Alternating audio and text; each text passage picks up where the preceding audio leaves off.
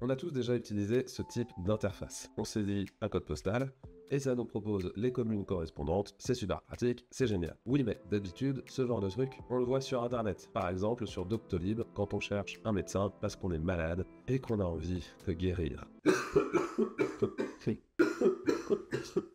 Alors du coup, c'est très bien, mais comment on va faire ça dans Excel? Eh bien, c'est ce qu'on va voir dans cette vidéo, et vous allez voir, c'est relativement facile, j'arrive à vous l'expliquer, même avec 39 de fièvre. Comme quoi, vraiment, hein, c'est jouable. Comme d'habitude, si vous voulez être sûr de progresser et de bien comprendre tout ça, eh ben, pensez à télécharger le fichier que j'utilise pour reproduire ça chez vous. Et comme d'habitude également, cette vidéo vous est offerte par Brain Formation, mon organisme de formation spécialisé sur Excel et Power BI. Ceci étant dit, au boulot. Bon, donc comment on va obtenir ce résultat qui, on va pas se le cacher, est quand même assez sympa? Eh ben, on va se mettre dans la feuille d'à côté et on va reprendre ça du début. Alors, la première chose qu'on va faire, c'est un test. Et dans ce test, en fait, on viendra voir si la ville de la ligne sur laquelle on se trouve fait partie de celle qui correspond au code postal qui va avoir été saisi. Qui va avoir été saisi où? Bah, c'est une très bonne question. Et donc, je vous propose de rajouter tout de suite ici, hop, un petit champ code postal. Et c'est là-dedans qu'on viendra saisir nos infos. Voilà, on va faire ça comme ça, allez hop, voilà, tac, tac. On met de l'autre côté. On saisit le code postal ici. Donc voilà notre interface de saisie, c'est là-dessus qu'on va se baser. Le but de notre test, ça va être de faire ressortir, de numéroter finalement, les villes qui correspondent au code postal. C'est-à-dire que, là par exemple 25530, la première 25530, c'est ici, dans les Versailles. Donc je voudrais voir afficher 1 juste là. Et puis au prochain 25530, bon je sais pas où il y en aura un, mais admettons ici, pouf, j'ai trouvé 25530. Et ben je voudrais voir afficher 2 ici, parce que c'est la deuxième ville qui match avec mon code postal qui est ici. Pour faire ça, on va utiliser une fonction toute simple. Vous allez voir, c'est pas très compliqué. On va dire que si le code postal ici est égal à ma cellule qui est là, et je mets bien des dollars avec la touche F4, et bien dans ce cas-là, je vais faire NB de C1 que je verrouille avec des dollars jusqu'à C1 que je ne verrouille pas avec des dollars. Je ferme la parenthèse et je fais plus 1. Autrement, eh bien, je termine. Si c'est pas égal, si c'est pas une ville qui est concernée, je vais laisser vide comme ceci. Donc là, vous voyez, ça fonctionne. J'ai bien un 1 qui sort ici et on va aller vérifier que ensuite, voilà, j'ai un 2 qui est là, un 3 ici, etc., etc. Pourquoi ça fonctionne? Bah en fait, ici, vous voyez, j'ai saisi NB de C1 à C1. NB, il va compter les valeurs numériques de la plage qui a été identifiée ici. Alors, je suis parti de C1 à C1 parce que ici, en fait, je veux pas trop compter la première cellule. Si ici, j'avais eu 25530, sinon ça va faire une référence un peu bizarre et ça pourrait être un peu particulier.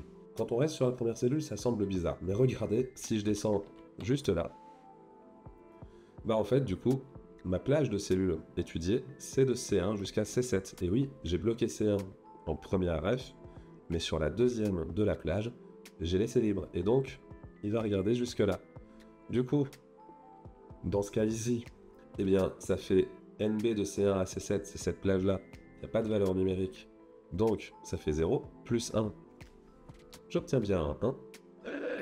Et si je descends un peu plus bas, ici, eh bien, il a compté de C1 à C52, donc la cellule juste au-dessus. Ça inclut mon 1 qui est là. Donc ça fait bien une valeur numérique, plus 1. Pouf, ça m'en fait 2. Si je continue comme ça, eh bien là, je passe à 3 parce que juste au-dessus, il a eu une valeur numérique, 2 valeurs numériques, plus 1, ça fait mon 3, etc. Donc ça, c'est une astuce un petit peu sioux, comme dirait l'autre, mais ça marche très très bien. Faites ce qu'on veut. Maintenant, on va rajouter une colonne, pardon, où on va afficher le rang. Pour faire le rang, en fait, l'idée ça va être quoi? Ça va juste être de numéroter les lignes de notre tableau. Pour ça, je vais faire un truc assez basique. Je vais prendre ligne de la cellule d'à côté. Ok. Donc en faisant ça, il me numérote bien toutes les lignes dans un ordre croissant. Enfin voilà, c'est très bien, ça fonctionne. Je vais juste faire un truc en plus, c'est que je vais mettre -1 pour que ça commence à 1. Une fois que j'ai ça, eh bien, je vais faire le dernier élément, c'est-à-dire je vais mettre la ville correspondante au rang dans la cellule d'en face. Alors, qu'est-ce que ça veut dire? Ça veut dire qu'en face du rang 1, je vais vouloir faire apparaître la première ville Adam Leversel. En face du rang 2, je vais vouloir faire apparaître Belmont. Et en face du rang 3, on mettra Brémondant, etc., etc. Ça va nous permettre de regrouper toutes les villes à faire apparaître dans notre liste déroulante directement tout ensemble à la suite les unes des autres, plutôt que de les avoir éparpillées dans notre fichier. Alors, certains diront peut-être que le fait d'avoir ces deux colonnes-là intégrées à toutes les autres alourdit légèrement les choses, et c'est pas faux, mais ça nous simplifie aussi grandement la tâche, donc pour cette vidéo, on va s'en contenter. Évidemment, dites-moi en commentaire si ça vous intéresse de savoir comment on aurait pu faire, et éventuellement j'en ferai une nouvelle vidéo. Alors pour récupérer notre ville, on pourrait faire une recherche X ici, mais comme c'est pas une fonction dont tout le monde dispose encore aujourd'hui, je vais me contenter de faire une fonction index équilibre. Donc, index, je vais aller sélectionner la matrice dans laquelle j'ai envie de récupérer des choses, une chose en particulier d'ailleurs, pas plusieurs, et donc c'est ici, tous mes libellés d'acheminement, donc toutes mes villes. Pour indiquer la ligne de cette matrice dans laquelle j'ai envie de récupérer quelque chose, là par exemple en fait, il s'agirait de la ligne pouf numéro 7, la 7ème ligne ici, 1, 2, 3, 4, 5, 6, 7, je veux récupérer Adam Leversel dans la 7ème ligne de la matrice. Ça, on peut pas le faire, évidemment, bêtement. Si je fais ça, c'est bien, mais ça marchera pas pour le reste. On va utiliser une fonction equiv. Equiv, je vais lui dire de chercher mon rang qui est ici, à l'intérieur, cette fois, de la colonne test, avec une correspondance exacte, donc j'écris 0, un peu comme dans une recherche V. Là, en faisant ça, ma fonction equiv, elle va chercher là-dedans, et elle va trouver le 1, 1, 2, 3, 4, 5, 6, 7 en 7ème position. C'est bien le chiffre 7, nous, qui nous intéresse pour récupérer la 7ème ligne de notre matrice avec la fonction index. C'est comme ça que fonctionne le combo index et equiv. Si ça vous intéresse, j'ai fait une série de 3 vidéos sur ce combo index equiv sur la chaîne, donc je vous mets les liens des vidéos en description. Si c'est pas très clair, tout est expliqué dans cette vidéo. Pour terminer, eh bien, je vais simplement mettre 1 pour dire que, ma foi, l'info qui m'intéresse est dans la première colonne de la matrice. De toute façon, ma matrice là, elle ne comprend qu'une seule colonne, donc ça tombe bien. Et je vais valider ça comme ça. Alors c'est pas mal, le problème c'est que j'ai plein de NA dès lors que j'ai plus de villes qui correspondent à ce code postal. Donc ça, pour y parler assez facilement, on va simplement rajouter une petite fonction si erreur autour de tout ça. Voilà, si l'ensemble renvoie une erreur, et je vais laisser vide, et puis c'est tout. C'est quand même plus joli. Alors maintenant qu'on a fait ça, on n'a pas encore fait notre menu déroulant. Alors regardez. Pour le faire, on va utiliser cette fois une fonction décalée. Je ne vais pas la faire tout de suite en allant dans l'interface de création de liste déroulante, ici dans la validation des données, parce que ça va pas être très pratique, on ne sera pas guidé, ce sera un peu la misère. Donc je vais la faire dans une cellule et je ferai un copier-coller par la suite. Donc là, j'utilise une fonction décalée. Alors c'est pareil, la fonction décalée, j'ai déjà fait un tuto pour la présenter, donc je vais passer relativement vite. Je vous mets en description les liens vers les vidéos concernées si ça vous intéresse de creuser un peu plus ce point-là. Ici, en l'occurrence, la fonction décalée, il faut que je lui indique un point de départ. Moi, ce qui va être pratique dans mon cas, ça va être d'indiquer E1. Voilà. Alors, je peux mettre des $, même si c'est pas forcément utile dans mon cas, vu que je vais pas les tirer. Mais comme ça, on est tranquille. Ensuite, je vais lui dire de combien de lignes elle doit se décaler.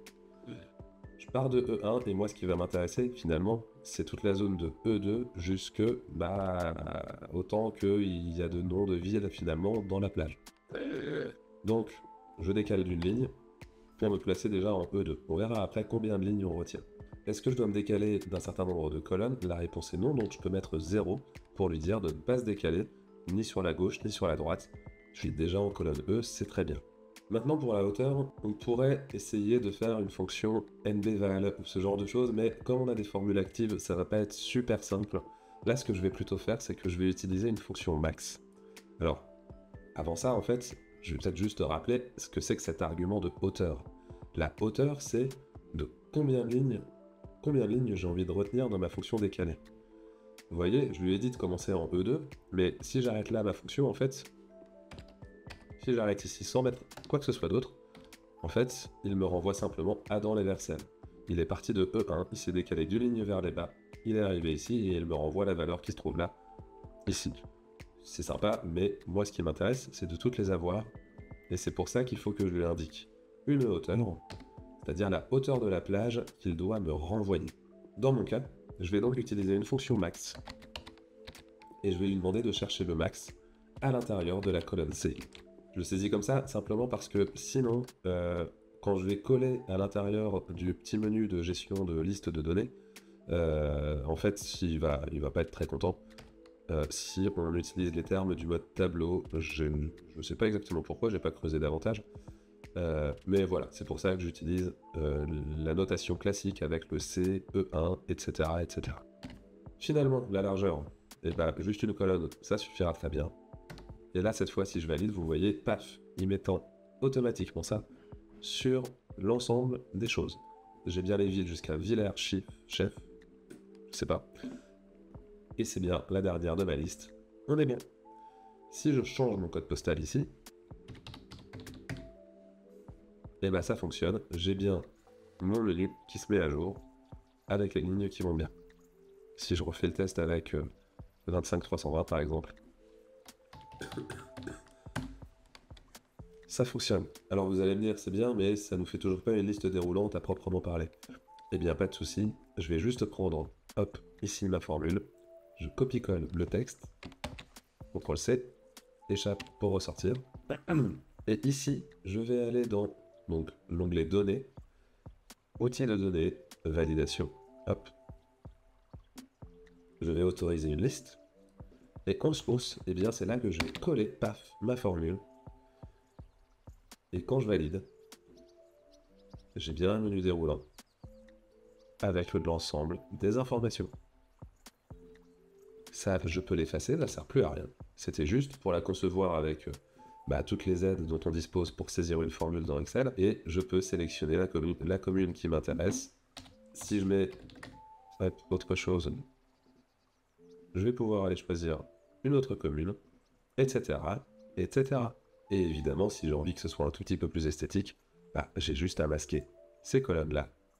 Hop, comme ceci, et on a quelque chose de sympathique. Et voilà pour cette petite vidéo de gestion des menus déroulants avec des codes postaux. J'avais déjà fait des vidéos sur les menus déroulants, mais qui étaient tournés un petit peu différemment, dans des contextes différents, donc je trouvais ça très intéressant. J'ai vu ça chez un client il n'y a pas longtemps, j'ai trouvé ça très sympa. J'espère que ça vous a plu, que ça pourra vous servir, y compris dans d'autres contextes. Si c'est le cas, dites-le moi en commentaire, ça fait toujours plaisir, et puis ça me motive à continuer à vous faire des vidéos, même avec de la fièvre et de la toux. Je remercie évidemment Corentin, qui s'est tapé un montage particulièrement laborieux entre mes quintes de toux, mes digressions complètement folles, parce que j'ai pas les neurones qui connectent comme d'habitude. Donc merci beaucoup à mon monteur, dont je parle pas souvent, mais qui monte toutes les vidéos depuis 2 ans maintenant. Comme d'habitude, vous connaissez la chanson, abonnez-vous, likez, dites-moi encore une fois en commentaire si ça vous a plu. Si vous voulez aller plus loin, déjà vous pouvez télécharger le fichier que j'ai utilisé pour pouvoir pratiquer, et vous avez également le lien vers mon site internet. Si vous voulez vous former sur Excel, si vous voulez progresser, être accompagné pour être performant en la matière et gagner du temps, eh bien c'est mon métier, à votre service. D'ici là, je vous souhaite une excellente continuation et à bientôt pour continuer ensemble sur Excel.